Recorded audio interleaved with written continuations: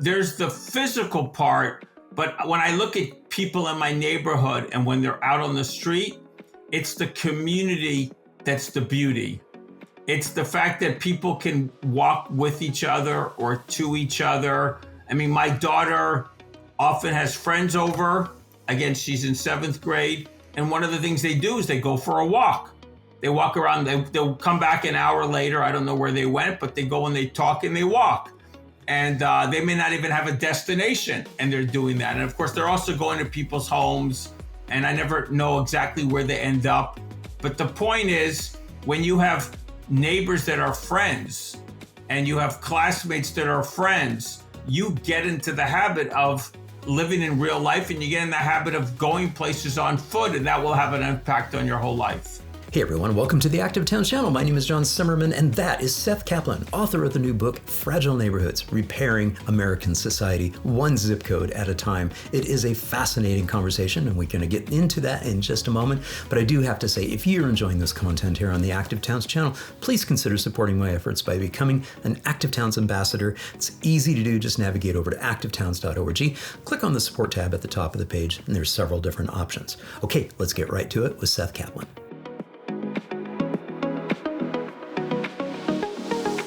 Seth Kaplan, thank you so much for joining me on the Active Towns podcast. It's my great pleasure. Good morning. Nice to see you. Seth, I love giving my guests an opportunity to just say a few words about themselves. So who the heck is Seth Kaplan? Well, that's a hard one because then you're asking me to self-identify. I would say I'm many things, but most of all, I am obsessed by social dynamics. I'm obsessed by relationships. I think a lot about how what goes on in society affects politics, affects the economies of countries, affects the trajectory of states. And therefore, I've spent a good chunk of the last, let's say about 20 years focused on fragile states, fragile societies, fragile communities, how those things connect, interact. I do teach at Johns Hopkins University. I do run a nonprofit that works in about a dozen countries. And in the last many years, I've worked on our fragile American society. Love it. Love it. And of course, we're here to talk a little bit about that redirecting that you just mentioned there of, redirecting towards neighborhoods, because as you mentioned, your real niche and what you've been lecturing on for quite some time is fragile states. Talk a little bit about that journey of, what that you've been on in terms of, you've had that focus on fragile societies and fragile states, but then something prompted you to shift your focus to fragile neighborhoods and the challenges that we are facing in America. So let's take several chapters. So chapter 1 was, I was a very curious college student, and I just set off to journey and see the world. And I lived in Africa. I lived in East Asia for many years, learned a couple of languages, traveled in the Middle East, traveled in Europe. I've been in 75 countries or something like that. Now I lost track. But the point is, I did those journeys. I was in business actually in my 20s.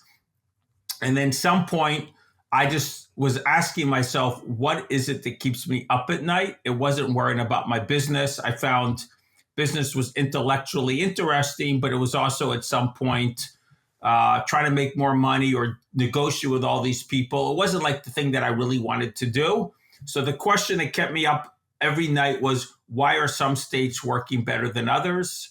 And then I did a deep dive on the learning. I got rid of my business. I looked for a way to be practical. And these are the years after 9/11. And I said, the best way I can be useful at this moment in time is fragile states, given my interests. So I wrote a book on fragile states, 2008. It's the first book on fragile states. And from then until now, I basically have a career working in lots of countries. I've worked in about 35 countries. And so that would be the following chapter. The chapter on America comes after that. When we get to 2015, 2016, a lot of people are worried about what's going on in the United States. They're looking at the election. They're seeing things in their own country that they didn't think existed or what have you. They're just worried. And so I got asked over and over and over again, is America becoming a fragile state? And if I had just come back from Sri Lanka, Somalia, or Nigeria, wherever I have been, the question doesn't make any sense, because great companies, great technology, government that's worked for 200 and whatever, 50 years almost, and got nonprofits, you got all these institutions.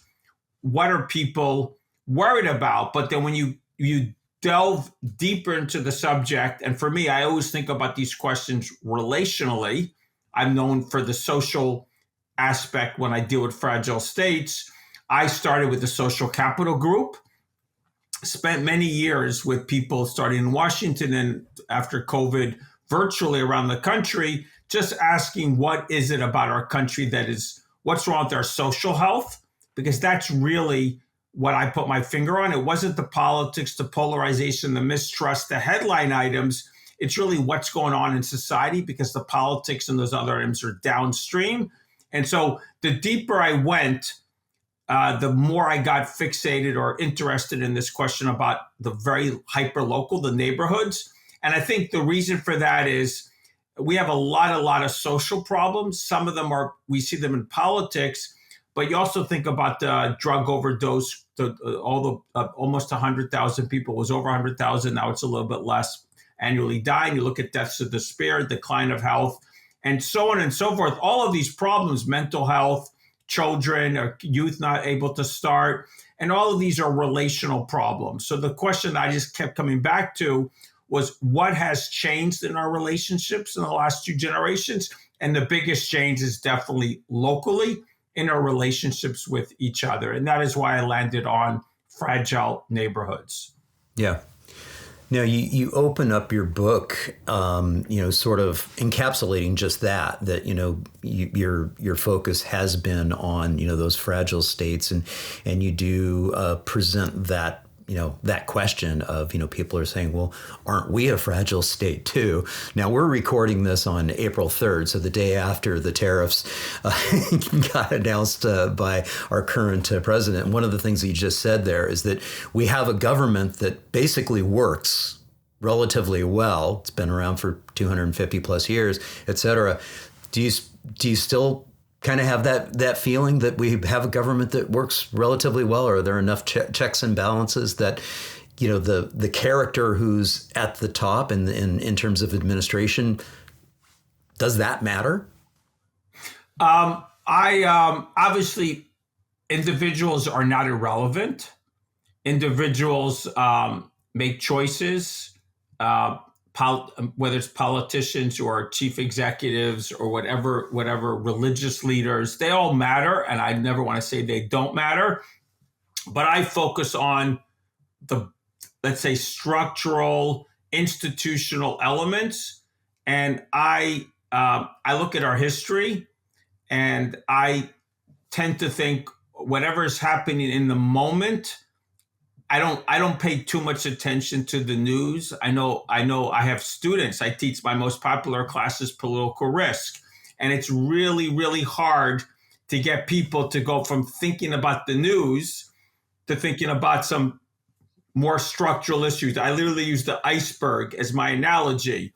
Let's not just look at what we see on top of the water. What is actually going on underneath the water? So, I mean, we could debate at length the tariff question, but for me, the bigger question is, how did we get here? What is going on in society that leads to these outcomes? And I tend to think, while especially in a country as mature, as developed, as institutionalized as the United States, even though the politicians change, there's some broad trajectory that both parties and whoever is in office is going to lead us towards. It might be more this way, it might be more that way, but that trajectory doesn't change, I think, as dramatically as people think. There might be specific choices that are different, but the broad trajectory of the country, I don't think is that different. And I don't think I see anything. I also know that people in office are only there for a short time. And I don't think, and I think the country and the institutions are much larger than that.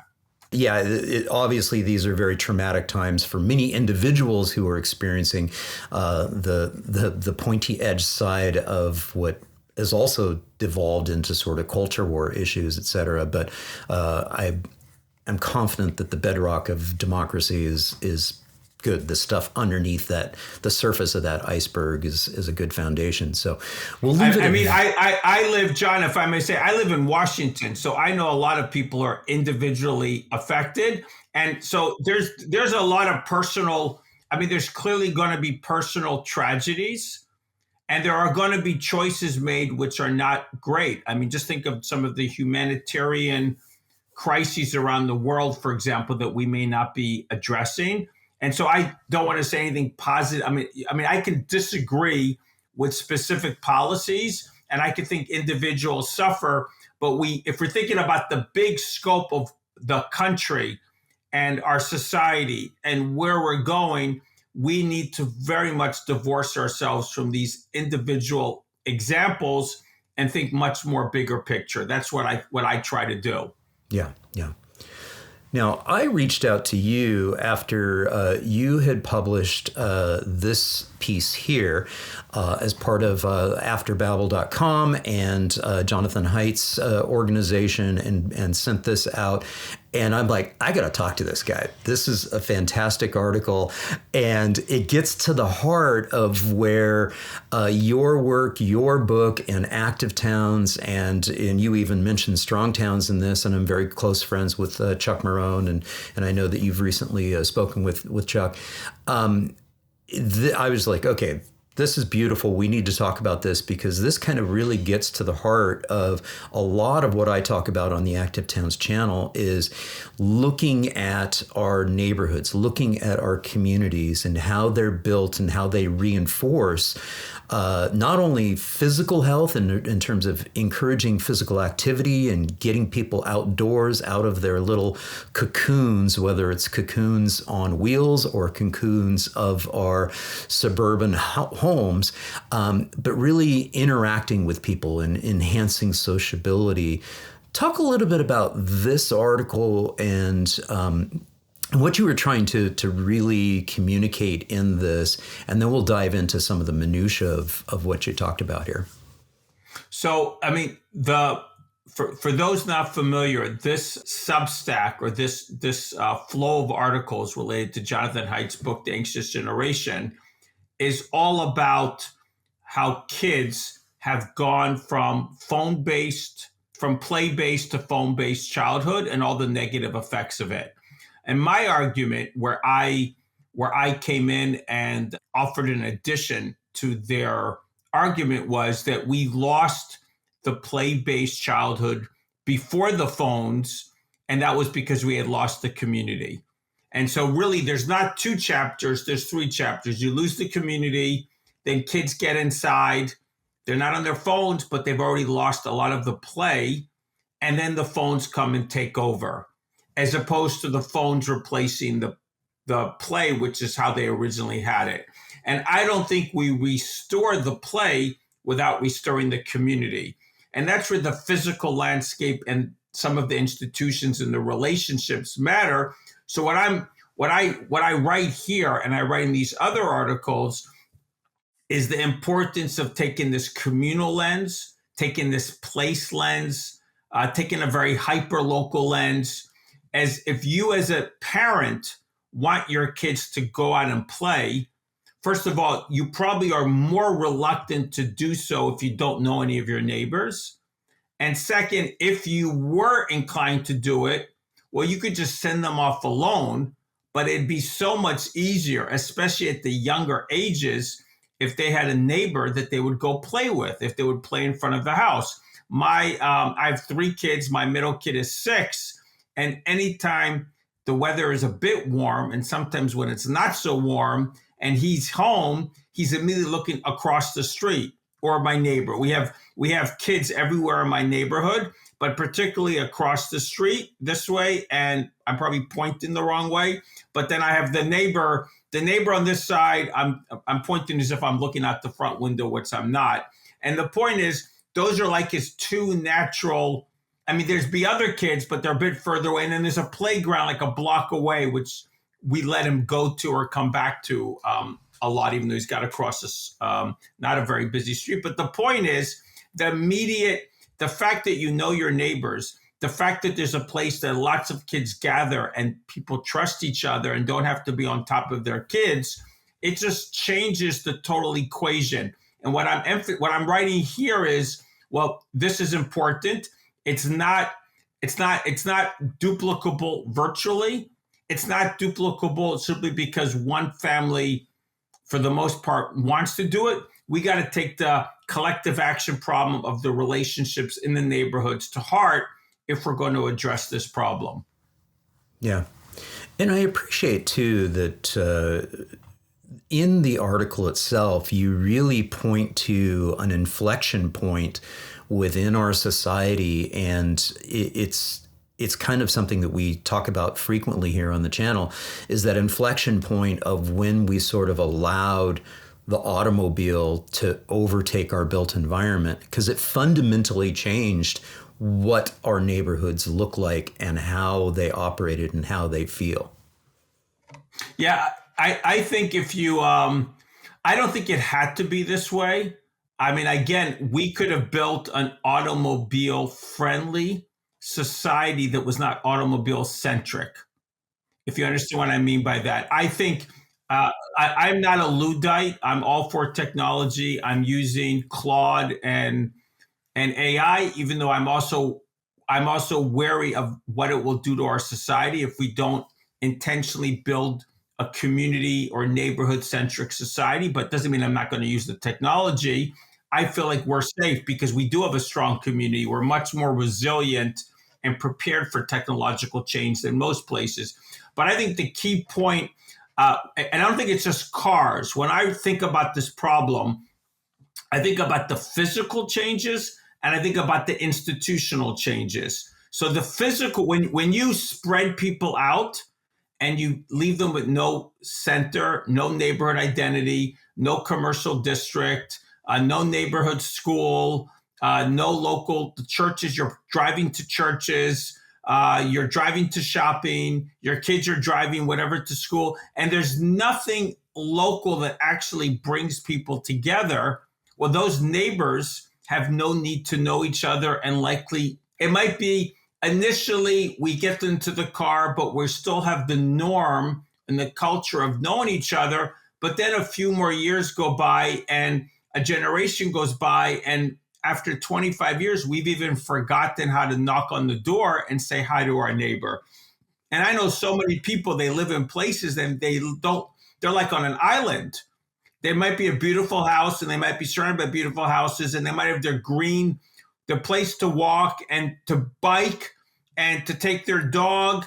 And maybe the only place maybe where they take their dog, because that has to be physically local, that's where you might meet somebody. But for the most part, you're not meeting anybody because there's no reason to, as opposed to if we had to. So if you're thinking about historically, if you looked at the early suburbs, the pre-World War II suburbs, like if you can go outside of Philadelphia, you can go outside of New York, go outside of Boston, those were built with a clear neighborhood identity. Like they're like the first few lines on the train. I was just speaking to somebody earlier this morning who lives in Princeton. That is a really strong community. I mean, it's full of institutions. It has a very old identity. It's been there for hundreds of years. It is not large. It's not really a city. But you can find examples of that elsewhere in New Jersey. But then in most places, you just have the car and you have nothing. And there's nothing local and there's no community. And you don't build a community by accident. You have to have institutions that enable it. Yeah, yeah. You reference in the article both the Congress for New Urbanism and also Strong Towns and the work that Chuck is doing there. One of the common themes that we talk about, within the area of new urbanism. In fact, let's pull up their website here. Is this concept that the traditional building pattern, the traditional community building pattern that we had, prior to the automobile, helped enhance and create that cohesiveness of communities and decrease the auto dependence and increase walkability. One of the things that I also think about and talk about is also how architecture actually changed. Like our physical built environment, I'm seeing in our neighborhood here, platted in the early in 20th century. This particular neighborhood that I'm in, the block was built immediately post World War II, before things started to go truly auto-centric.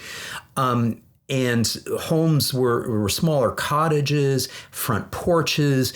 The architecture actually sort of, encouraged sociability and connection with people in the front yard. And then what we started to see as the auto-centric design sort of took over, it influenced the architecture. And we started seeing 2-car garages put out front, what we call snout houses, and then 3-car garages. And it's almost like insert humanoids through hermetically sealed metal boxes on wheels. And eventually, either the front porch just completely goes away, or there's just like this token little postage stamp version of it, but nobody would actually sit out there. And people, we're starting to see that re-emphasis. So it's more than just, as you mentioned, just the cars themselves. It's like so much fundamentally started to change. And I'm even seeing in our neighborhood here where some of those cottages with front porches are being torn down and little McMansions are being built almost sugar cube like, with, again, up front, the most focal thing that you see is the garage or the carport.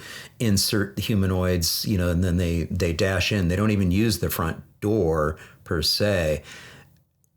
Any thoughts on that? Have you noticed any of that aspect of what as well, in terms of how physically the built environment is also changing in that nature and reinforcing some of the changes in sociability?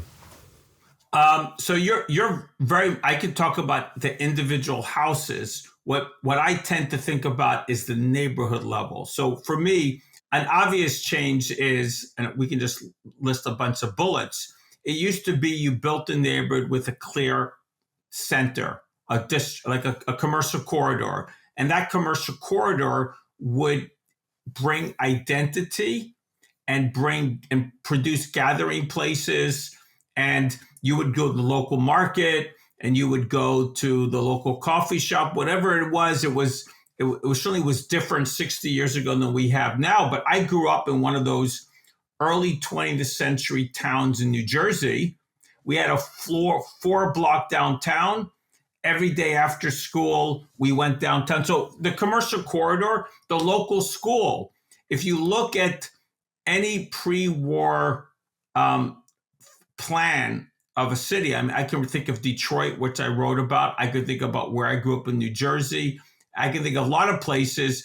The whole neighborhood, the neighborhood has a distinct identity. The neighborhood does have the commercial district. The neighborhood has a school.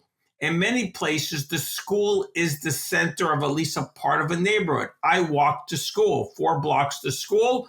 That school is this beautiful Gothic, probably 1920s building.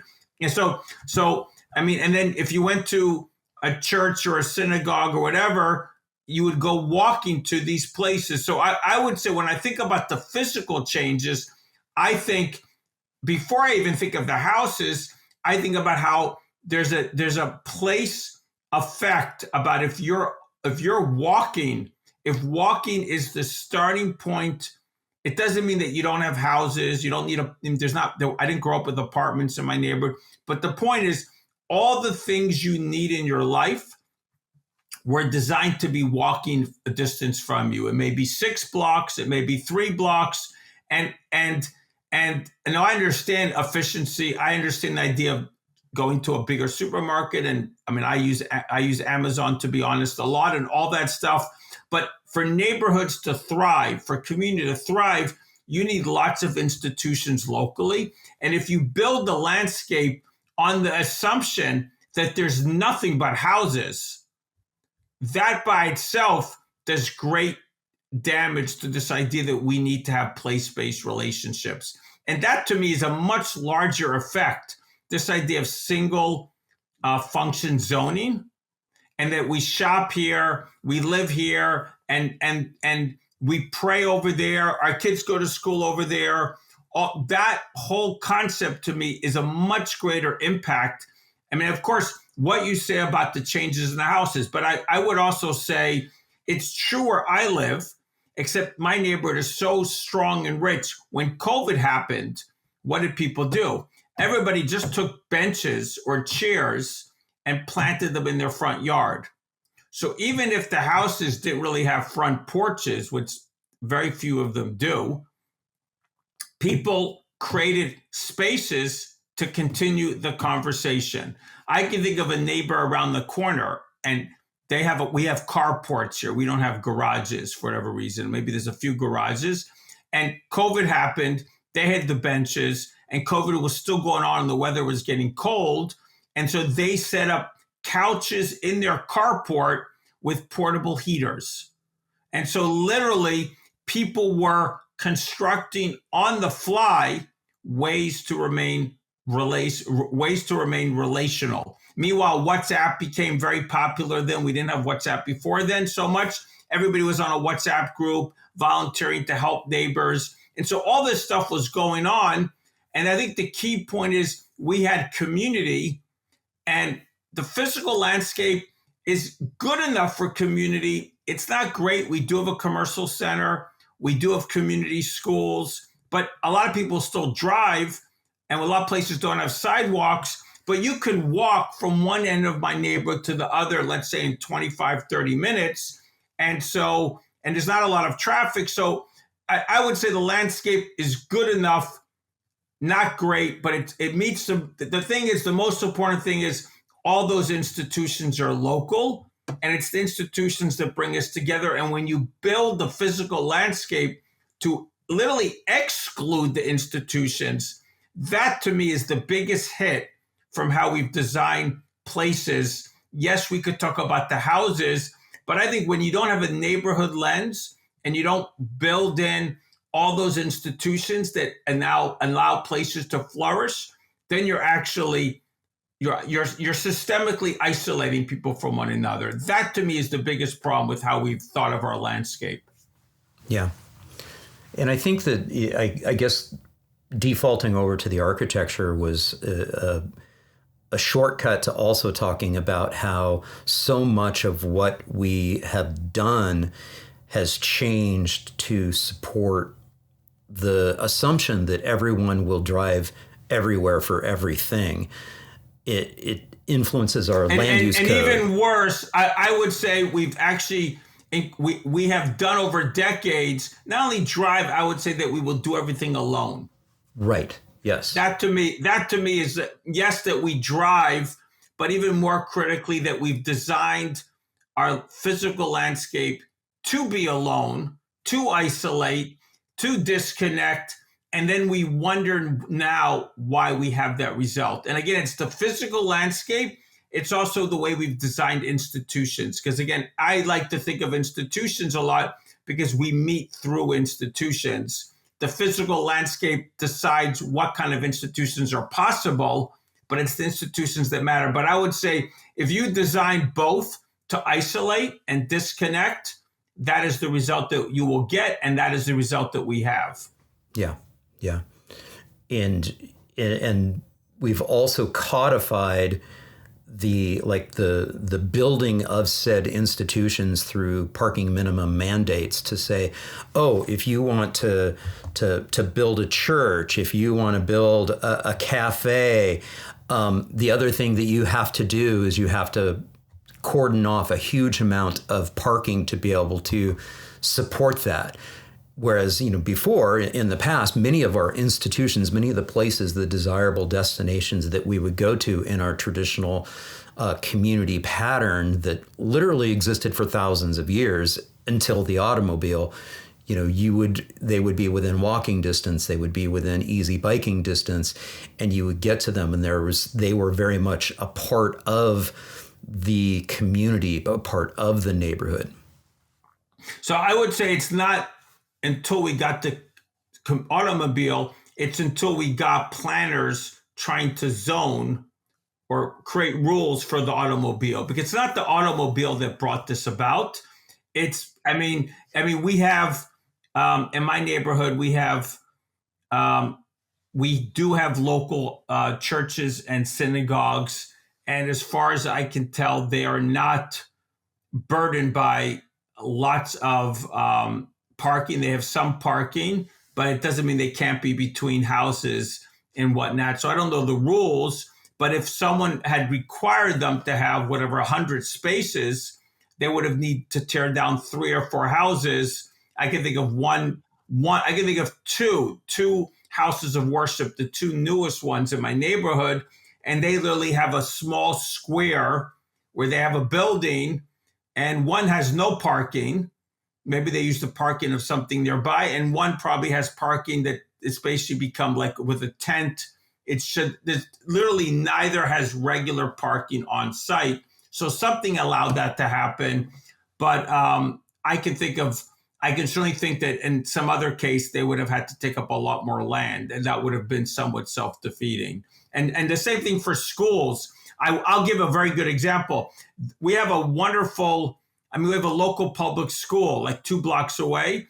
And I have to say, and I don't think there was a mandate for parking, but it was in the mind of the planners. They completely torn down this school and they rebuilt the school. And I have to use the word disgust, there was a huge field behind the old school. And now the school is in what was the field. And there's still some field on the side that's smaller. And they have taken, it looks like to me, almost half of this large property and turned it into a parking lot. And I don't think there's a mandate for that. In fact, I have no idea why they did that. Maybe for the convenience of drop-offs and teachers.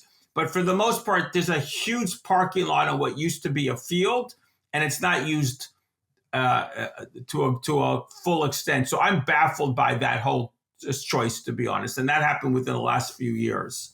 Yeah, it would be interesting. I would encourage you to dig in. They may have been mandated to provide a certain number of minimum parking spots. Yeah, it's hard to say. Yes, it's incredible. It's incredible, actually. Yeah.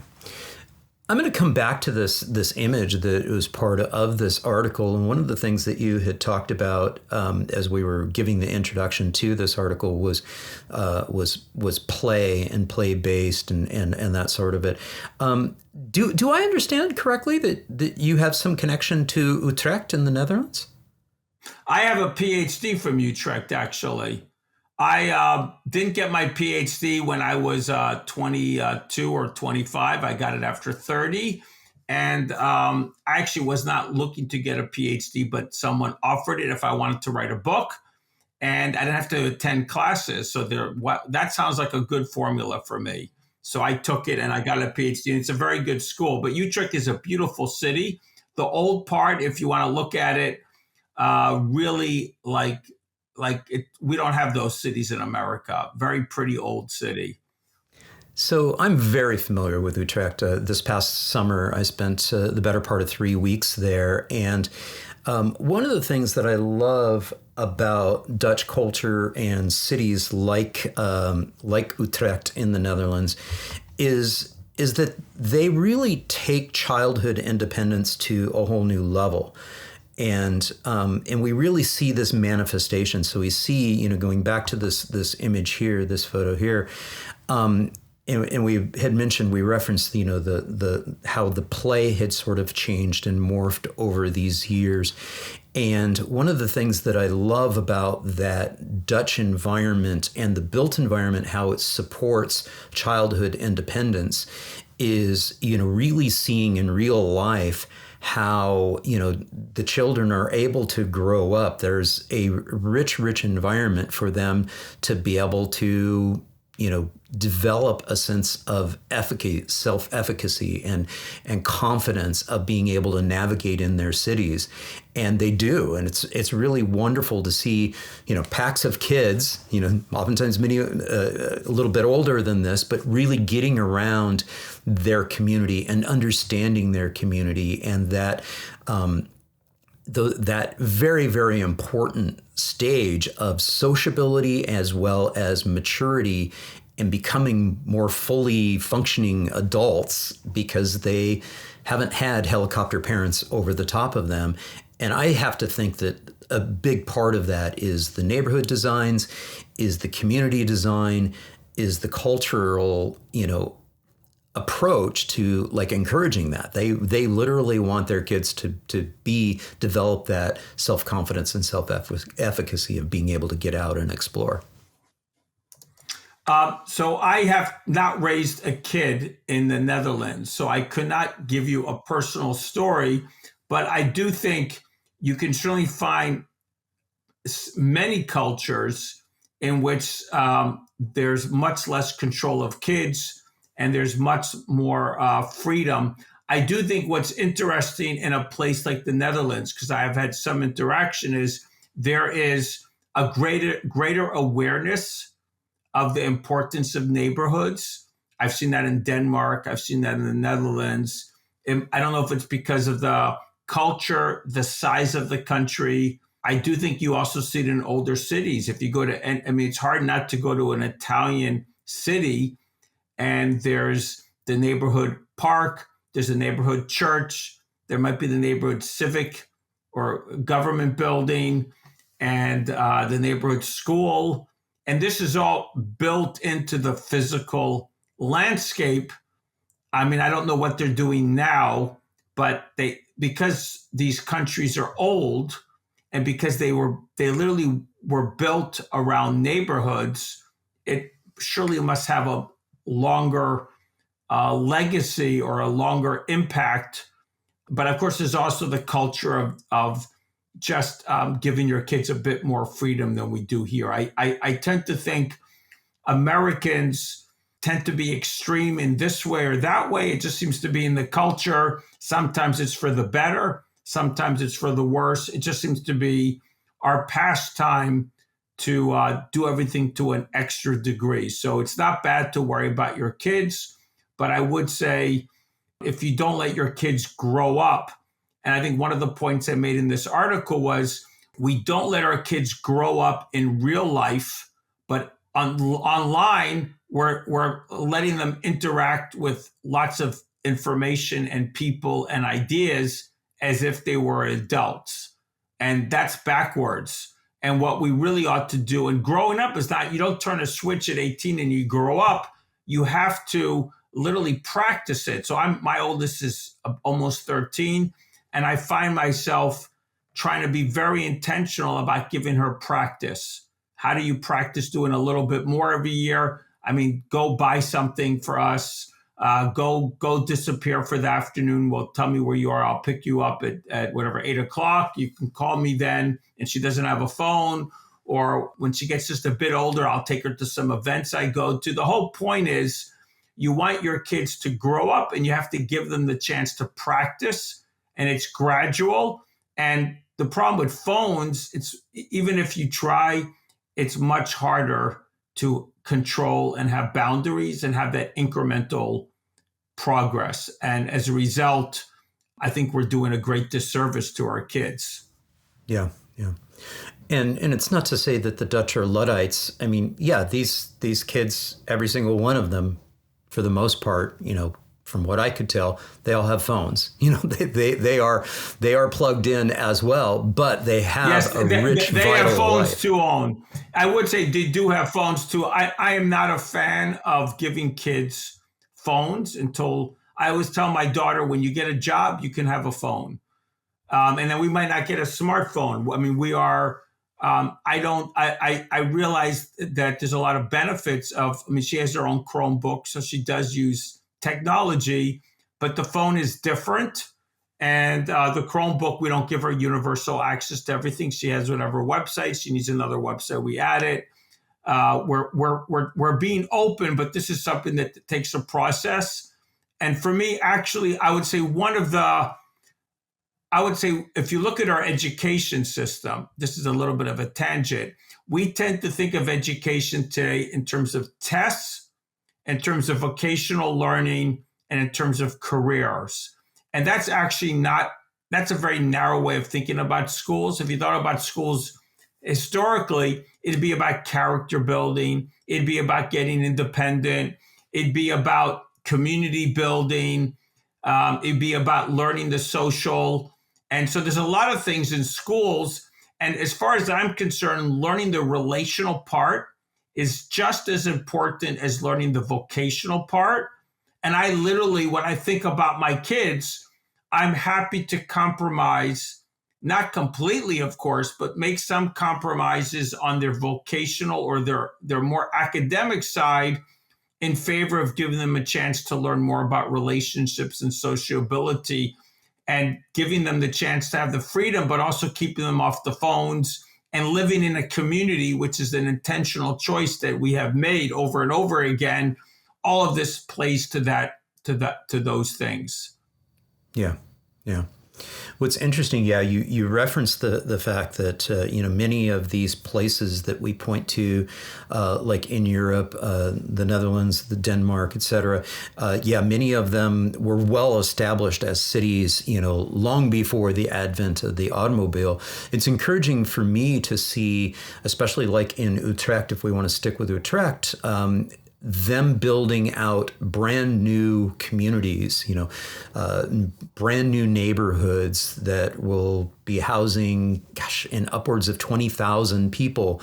And they're striving to create and duplicate a car-free, car-light lifestyle in these new communities. And so they are seeing they kind of went through exactly what every place went through. I think when in modernity is that, we started to see many of the cities rebuilt in the model of drive everywhere for everything. And so, especially in the case of Rotterdam, they rebuilt after World War II based on modernism and the car.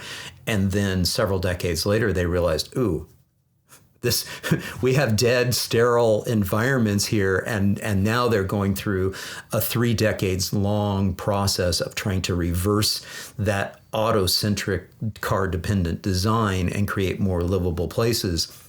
Other cities throughout Europe are going through that same process where they sort of reamed out many of their cities and focused in on supporting the car, and then saw that societal sort of erosion of the connections. We just weren't able to have that social cohesiveness that used to exist. And so now when they're building new cities, they're saying, okay, we've learned our lesson. Let's try to lean into creating more people-oriented places versus car-oriented places.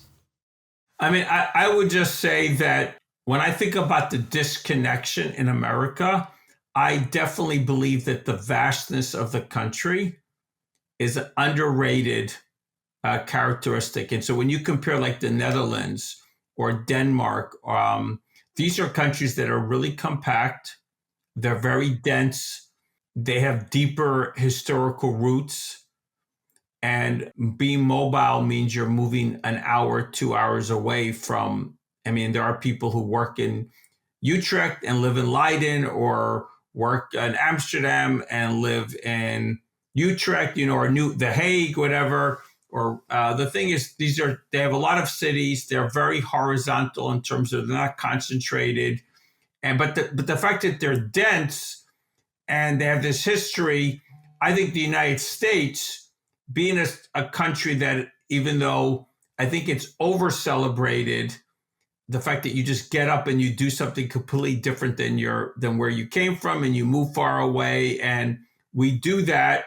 But I would not underestimate, beyond the car, that simply the vastness of the land, how much that affects people's mindset.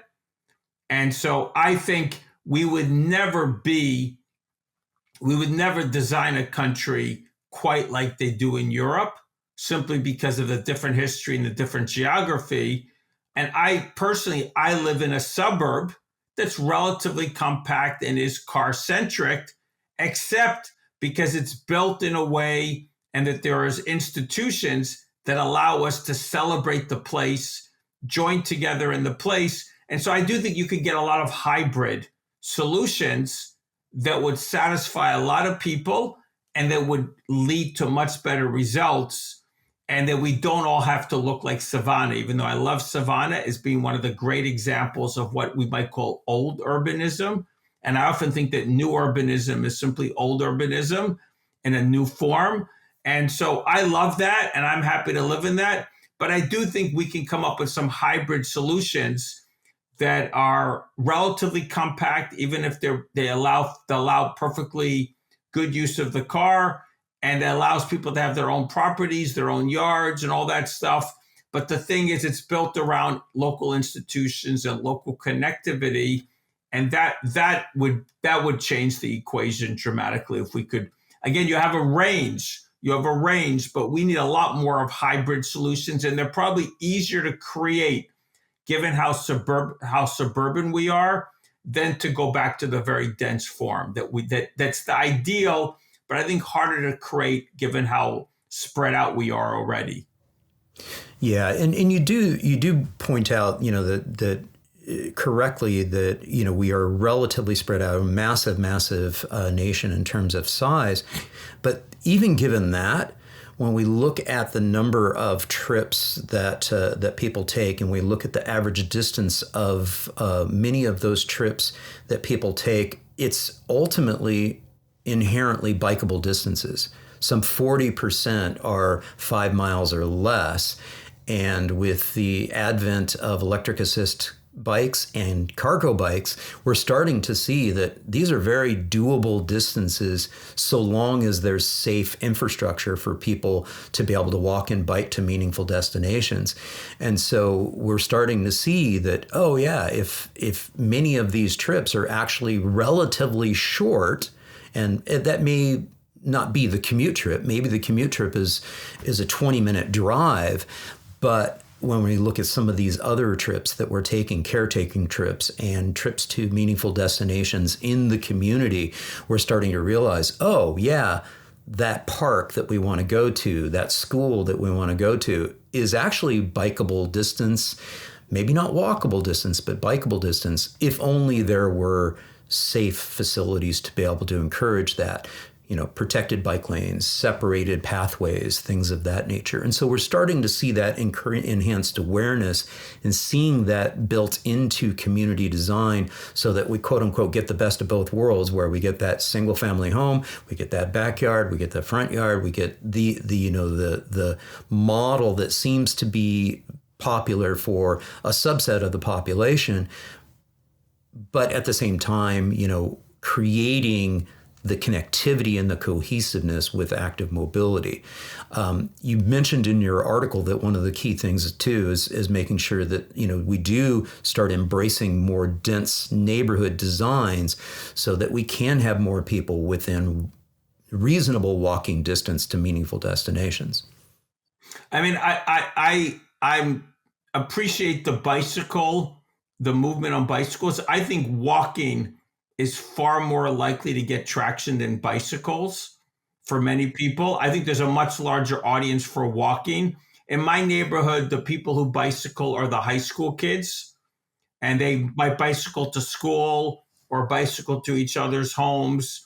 But walking, you're talking at least 15, 20 times as many people who are delighted if they can walk to each other's homes, walk to the commercial district, walk to some local institution.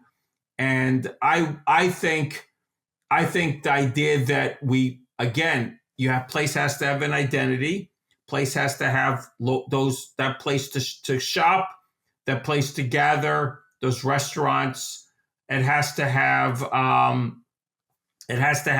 lots of things, schools and everything local.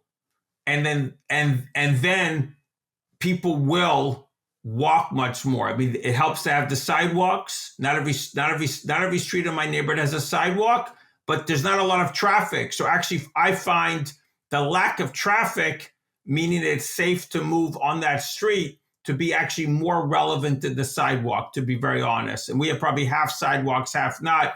So I appreciate the bicycle argument, but I would say I'm much more a fan of making things dense enough and local enough that we walk, because I think you have a much bigger audience. When you talk about moving, like to go shopping or something that's not local, where I live, mostly everyone has kids. So the bicycle, you're either walking or you're driving. The bicycle works if you're like your kids are older and you're going together. But there's a lot of people in which you're going to have and so I would be so yes to the bicycling, but I'm much more like, let's walk, let's make things local. And if you have to get in your car, let's make sure that those few ways out are easy to get out. That's how I would look at it. Yeah, yeah. Well, when we look at active mobility, we know that our walk shed is around a quarter mile to a half mile of a reasonable, where people are going to be like, okay, if it's within that sort of sweet spot, I'm going to do that. And that's where the Dutch really have done quite well, is they have an overlaying of the different mobility networks, of where the pedestrian network overlays with the bike network, overlays with the transit network, overlays with the motor vehicle network. It's not like they're anti-car. They're not. There's just an overlaying of all the different networks, and so they work well together cohesively. And so that's where, the power of the bicycle over there really works well, because they can get anywhere that they want to go. And if it's within a reasonable distance, they're like, oh, this is less than 10 kilometers. Naturally, I'm going to jump on the bike and go. It doesn't make sense for me to get in the car. And so your point is very well taken, that the vast majority of people in American society would probably be like, oh, is this a within walking distance? And if it's a particularly enjoyable walk and safe walk, I might even stretch that out to a mile, maybe even a mile and a half, because it's truly something I feel like I can do reasonably and have a good time doing that. And I talk a lot about habit formation, in the sense that if it's truly enjoyable, then you get that, reinforcement in the brain that, establishes that, hey, this was an enjoyable experience. I want to do this again. And so that's where we start to see habit formation. And so we're doing that. So I certainly appreciate what you're saying on the walking side. And I want to reinforce that one of the great things that we can do in our society, since we are more spread out, is lean into making our environment more bikeable as well. Because of our natural spread out aspect, that is our sort of secret weapon, is that we can actually get to many of our destinations. There's a 9-fold increase in the bike shed compared to the walk shed. And so but we have to make it safe and inviting, so that you as a family member with young kids feel like, oh yeah, we want to get to this destination. It's probably a destination that we would normally drive to, because it's not far enough or not close enough for us to walk to. But you know what? We've got a safe, inviting route to be able to bike on. Let's put the family on bikes. It's a beautiful spring day. Let's do it. I mean, I would just say that it makes more sense if my kids are older. I have a 2-year-old, and so I have neighbors that love to bicycle. I would say I'm the walker, and if you said a quarter to a half a mile, I mean, I walk a mile. I probably walk a mile to the subway. It's probably more a mile and a half. When I go downtown, I'm always taking the subway. The subway is 30 minutes walking. I don't think it's totally not designed for me to walk. I have to walk through the woods. I have to take some shortcuts, cut over people's front yards, cut across a busy street with no way for me to get through. But I almost, in any weather, any time of the year, I'm walking. I don't walk home, because by then it's like the end of the day and I'm taking a Uber, but I almost always walk to the subway, and I enjoy it. It's like a challenge, and you go through some very nice, and I think the point you made there about the beauty and enjoyment, I would say there's the physical part, but when I look at people in my neighborhood and when they're out on the street, it's the community that's the beauty. It's the fact that people can walk with each other or to each other. I mean, my daughter often has friends over. Again, she's in 7th grade. And one of the things they do is they go for a walk.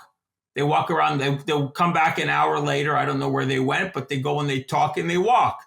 And they may not even have a destination, and they're doing that. And of course, they're also going to people's homes, and I never know exactly where they end up. But the point is, when you have neighbors that are friends and you have classmates that are friends, you get into the habit of living in real life, and you get in the habit of going places on foot, and that will have an impact on your whole life. Yeah, yeah.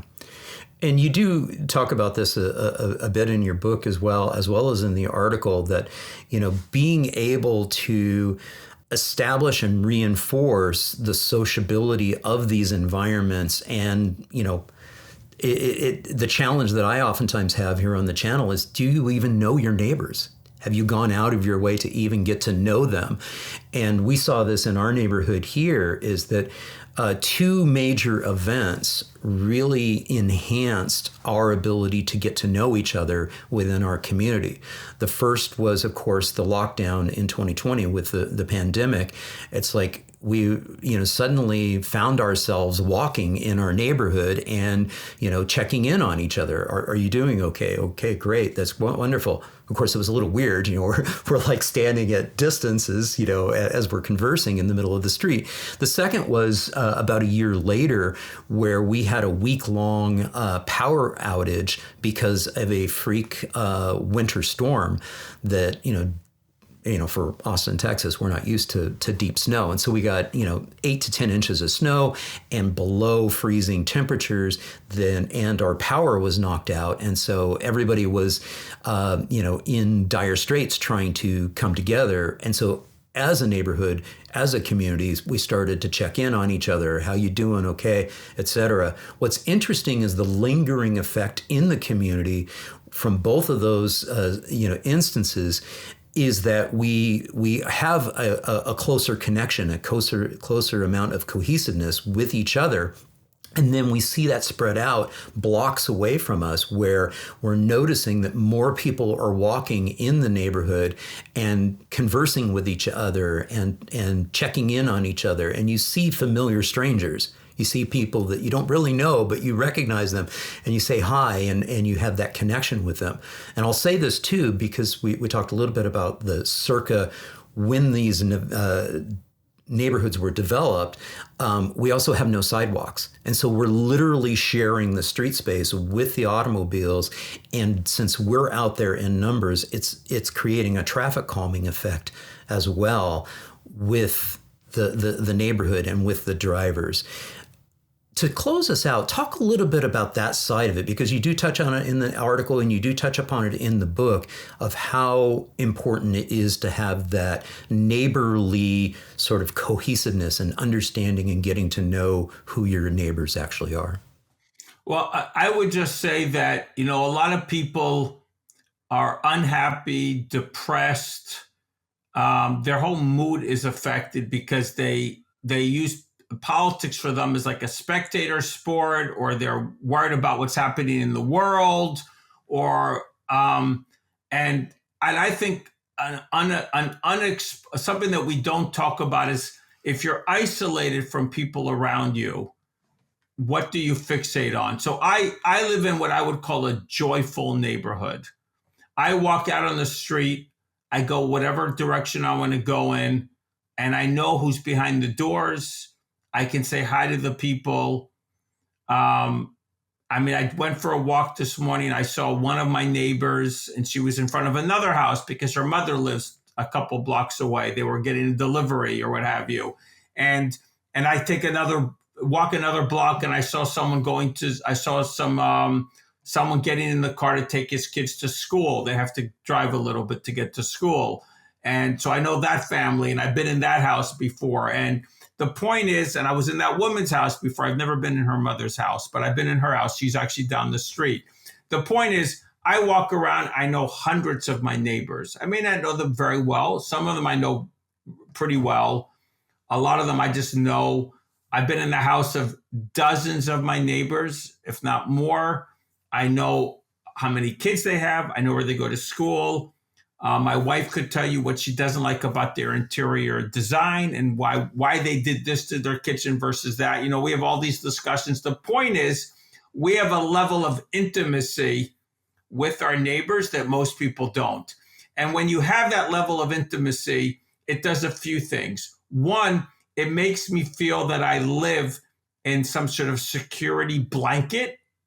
So I know people have my back and I have their back. Last time I'm on the call, I'm a little tired.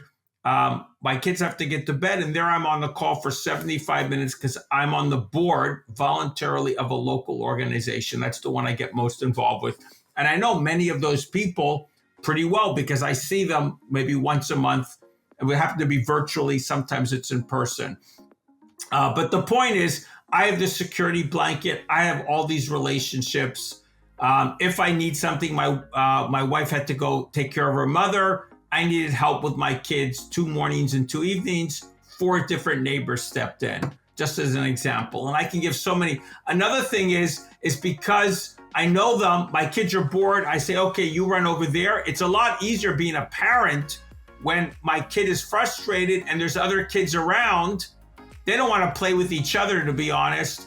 They want to play with other people. My son wants to play sports. My daughter wants to go talking to someone. My baby, well, she's not quite ready for that. But the point is, it makes my job as a parent easier. I would also say it gives me a reality check.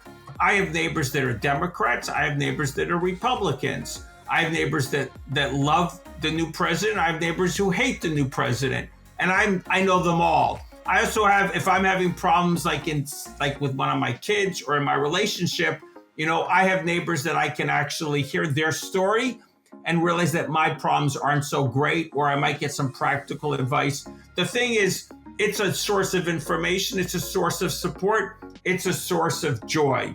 And that is why I'm so big on the importance of neighborhoods for our well-being in every way we could possibly think about it. I love that. And I love that you channel joy as a big part of this.